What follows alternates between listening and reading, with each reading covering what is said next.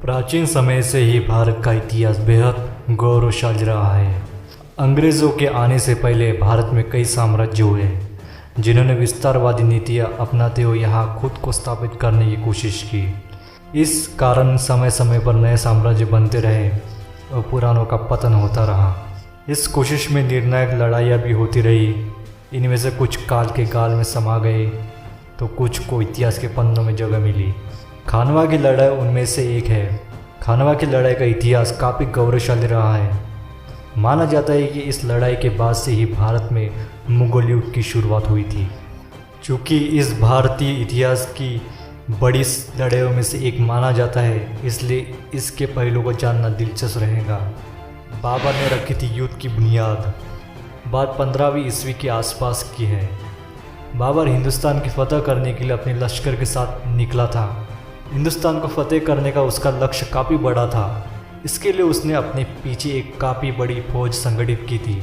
बाबर सिर्फ हिंदुस्तान पर ही कब्जा नहीं जमाना चाहता था, वो अपने गुरु क्षेत्र में भी अपने वर्चस्व को जमाए रखना चाहता था। माना जाता है कि बाबर काबुल से कुछ कर कई दिनों के लंबे सफ़र के बाद अपनी लश्कर के साथ झेलम नदी के किनारे पहुंचने में कामयाब रहा था। नदी के किनारे के पास आराम करने के बाद बाबर हिंदुस्तान में प्रवेश करने में सफल रहा था।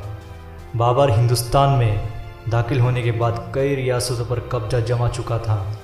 वो अपने देखे सपने को पूरा करने के लिए हर युद्ध लड़ने को तैयार था। गुजरते समय के साथ ही बाबर कई रियासतें जीतता गया और अंत में उसने दिल्ली में अपनी बादशाह कायम कर ली। योद्धा राणा सांगा से था मुकाबला।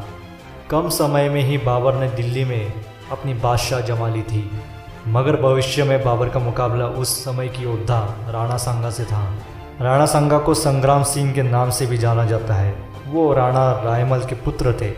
अपने शासनकाल में वो दिल्ली, मालवा और गुजरात पर चढ़ाई कर चुके थे। माना जाता है उस दौर में भारत में कोई ऐसा शासक नहीं था जो राणा सांगा से युद्ध में लोहा ले सके। दिल्ली में बाबर का काबिज होना राणा सांगा के लिए एक बुरा संकेत था। असल में राणा सांगा अफगानों की सत्ता समाप्त कर दिल्ली में राजपूतों का शासन लाना चाहता था। वही बाबर समूचे भारत में अपना कब्जा जमाने का ख्वाब देख रहा था। इस लिहाज से दोनों योद्धाओं के लिए अपने वर्चस्व कायम रखने की चुनौती थी। राणा की रियासतों पर बाबर का कब्जा। हिंदुस्तान में अपने शासन को जिंदा रखने और खुद को मजबूत स्थिति में पहुंचाने के लिए बाबर की फौज किसी न किसी राज्य में आक्रमण कर वहां अपना कब्जा जमा लेती थी। इस तरह बाबर की जीत भूख बढ़ती जा रही थी। उसे रोकने के लिए कोई अन्य शासक उसके सामने आने की हिम्मत नहीं करता था। इधर राणा सांगा समझते थे कि बाबर भी अन्य अफगान शासकों की तरह हिंदुस्तान में लूटपाट को अंजाम देकर दिल्ली से वापस चला जाएगा और बाद में वो दिल्ली में कब्जा कर लेंगे, किंतु यह सच नहीं था।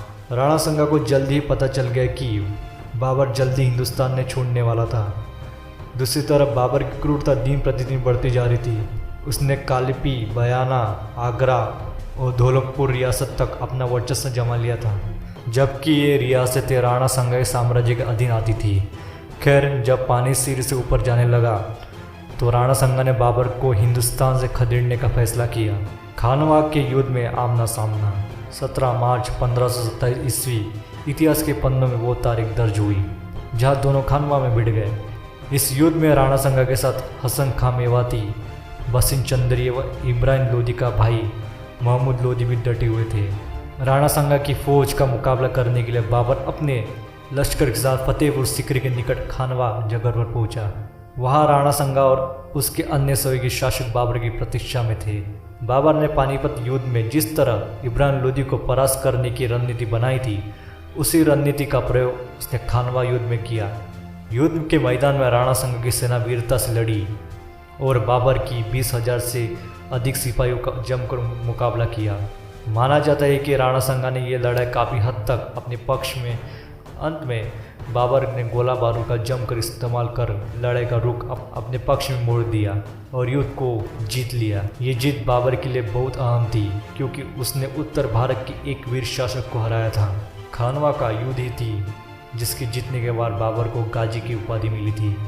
इससे पहले बाबर पानीपत के युद्ध में इब्राहिम लोदी को हरा चुका था, किंतु उसके लिए खानवा की जीत से ज़्यादा महत्वपूर्ण थी असल में इसके बाद ही वो भारत में मुगल राज्य की जड़ें मजबूत करने में सफल रहा और वो दिल्ली का शासक बना।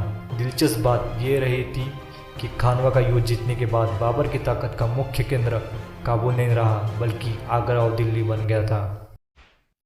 इस वीडियो में इतना ही। हमारे वीडियो को लाइक और सब्सक्राइब कर दीजिए। धन्यवाद।